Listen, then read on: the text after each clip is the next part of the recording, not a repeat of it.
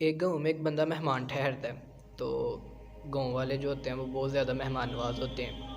وہ بندہ دیکھتا ہے کہ اس کی جو ہے نا مہمان نوازی بہت اچھے طریقے سے کی جا رہی ہے۔ وہ بندہ بہت خوش ہوتا ہے، مسرت ہوتا ہے۔ تو جب دسترخوان پہ بیٹھنے کی باری آتی ہے تو بندہ بیٹھتا ہے، اس کے سامنے طرح طرح کی اشیاء رکھی جاتی ہے، بندہ بڑا خوش ہوتا ہے۔ آخر بندے کی نظر جو ہے نا وہ پاس رکھے ایک برتن میں پڑتی ہے۔ برتن میں نا ایک ڈنڈا رکھا ہوتا ہے۔ بندہ جو ہے نا وہ بہت پریشان ہوتا ہے، کافی زیادہ اچھی اچھی چیزیں سامنے ہوتی ہیں، کبھی خوش ہوتا ہے، کبھی وہ اس کے ذہن میں نا طرح طرح کے خیالات آتے ہیں، طرح طرح کے وسوسے آتے ہیں کہ پتہ نہیں انہوں نے کیوں رکھا ہوا ہے، کس وجہ سے رکھا ہوا ہے، گھبراہٹ ہوتی ہے۔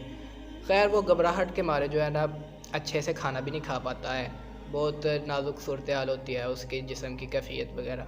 تو بالآخر وہ کھانا کھا لیتا ہے جتنا اس نے کھانا ہوتا ہے گھبراہٹ کے مارے۔ تو بعد میں نا اسے رہا نہیں جاتا، وہ گاؤں والوں سے پوچھتا ہے کہ آپ نے یہ ڈنڈا کیوں رکھا ہوا ہے، جو ہے نا اپنے دسترخوان میں رکھا ہوا ہے، نہ اس کا کوئی تک بنتا ہے، آپ نے کیوں رکھا ہوا ہے؟ تو وہ گاؤں والے کہتے ہیں کہ یہ ہماری روایت میں داخل ہے کہ ہم جب بھی کوئی مہمان آتا ہے تو مہمان نوازی کرتے ہیں تو دسترخوان میں جو ہے نا ساتھ میں ایک برتن میں ایک جو ہے نا ڈنڈا رکھتے ہیں۔ تو وہ بندہ بڑے پریشان ہوتا ہے کہ یہ کس طرح کی روایت ہے۔ اسے پوچھتا ہے کہ روایت کہاں سے شروع ہوئی ہے، کیا اس کی حقیقت ہے؟ گاؤں والے کہتے ہیں کہ ہمیں اس کی حقیقت کا نہیں پتہ ہے، لیکن البتہ ہمیں بس اتنا پتہ ہے کہ یہ جو ہے نا ہماری روایت میں داخل ہے۔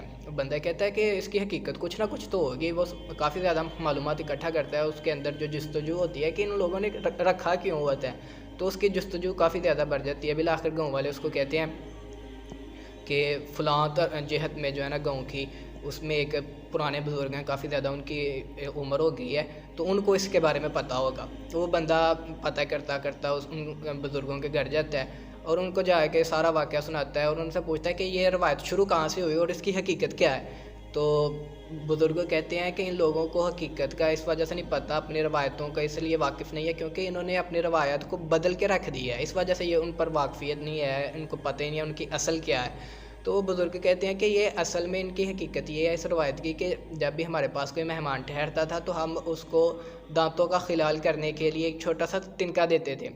تو یہ تنکا وقت کے ساتھ ساتھ ان لوگوں نے لکڑی میں بدل دیا، لکڑی کے ساتھ ساتھ پھر انہوں نے وقت کے ساتھ ساتھ جو ہے اس کو ڈنڈے میں تبدیل کر لیا۔ تو یہ لوگ اپنی اصل سے پھر گئے ہیں، جب اصل سے پھرے ہیں تو ان کو اس کی حقیقت کا بھی نہیں پتہ رہا۔